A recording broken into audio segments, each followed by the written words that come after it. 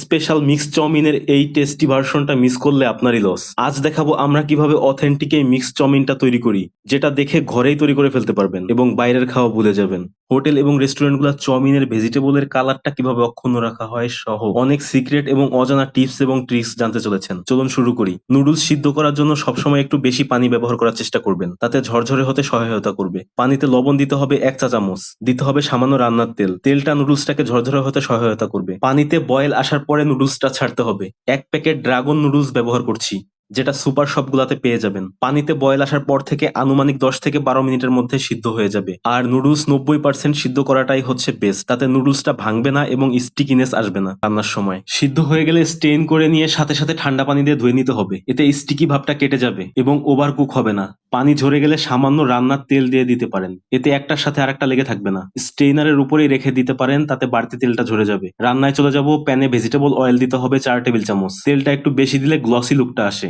রসুন কুচি দিতে হবে 1 টেবিল চামচ। লাইট ব্রাউন কালার হয়ে আসলে 2টা ফেটানো ডিম দিতে হবে। ডিমের টুকরাগুলো একটু বড় রাখার চেষ্টা করবেন, এতে প্রফেশনাল লুক আসবে, দেখতে ভালো দেখাবে। মিডিয়াম সাইজের চিংড়ি দিয়ে দিচ্ছি 60 গ্রামের মতো। একটু সতে করে নিয়ে শক্ত টাইপের ভেজিটেবল গুলো ছেড়ে দিতে হবে, যেমন জুলিয়ান কাট করে নেওয়া গাজর, জুলিয়ান কাটা বরবটি, মাশরুম স্লাইস, হাফ সিদ্ধ করা মটরশুঁটি। কিছুক্ষণ সতে করে নিয়ে দিতে হবে বোনলেস চিকেন জুলিয়ান ফ্রাই, যেটা সামান্য ডিম, লবণ, হোয়াইট পেপার এবং কর্নফ্লাওয়ার দিয়ে মেখে ডিপ ফ্রাই করে নিয়েছি। আর ডিপ ফ্রাই করার সময় বেশিক্ষণ ফ্রাই করার দরকার নাই, সামান্য কিছুক্ষণ ফ্রাই করে নিতে হবে, না হলে শক্ত হয়ে যাবে। এবার বয়েল করা নুডলসটা ছেড়ে দিচ্ছি। সামান্য ভেজে নিয়ে দিতে হবে কাঁচামরিচ কুচি 1টা।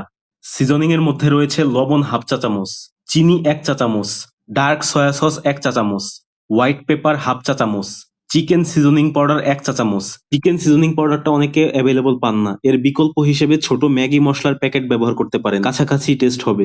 ফিশ সস দিতে হবে 2-3 টেবিল চামচ। ফিশ সসটা অবশ্যই দেওয়ার চেষ্টা করবেন। এবার এই ট্রিকটা অবশ্যই মনে রাখবেন, সিজনিং করার পরে চুলার আঁচটা অবশ্যই হাই হিটে রেখে ভেজে নিতে হবে, এতে আপনার নুডলস এর মশলাগুলো পারফেক্টলি মেল্ট হয়ে যাবে। এতে কাদা কাদা হবে না চাউমিন রান্নাটা। এটা কিন্তু অবশ্যই করতে হবে। হাই হিটে চাউমিন রান্না না করলে কিন্তু প্রপার টেস্টটা আসবে না। আর চাউমিন কিন্তু বেশিক্ষণ ধরে রান্না করা যাবে না। সিজনিং করার পরে হাই হিটে রেখে সর্বোচ্চ 2 থেকে 3 মিনিট ফ্রাই করে নেবেন। 2-3 মিনিট পরে একদম শেষে যখন নামাবেন 95% হলে দিতে হবে নরম ভেজিটেবল গুলা, যেমন স্প্রিং অনিয়ন বা পেঁয়াজ পাতা। পেঁয়াজ পাতাগুলো একটু ছোট ছোট টুকরা করে কেটে নিয়ে দিয়ে দিতে হবে। জুলিয়ান কাট করা টমেটো, আর টমেটোটা অবশ্যই সিডলেস করে দিতে হবে। সিডলেস না করে কাটলে কিন্তু চাউমিন ভেজা ভেজা হয়ে যাবে।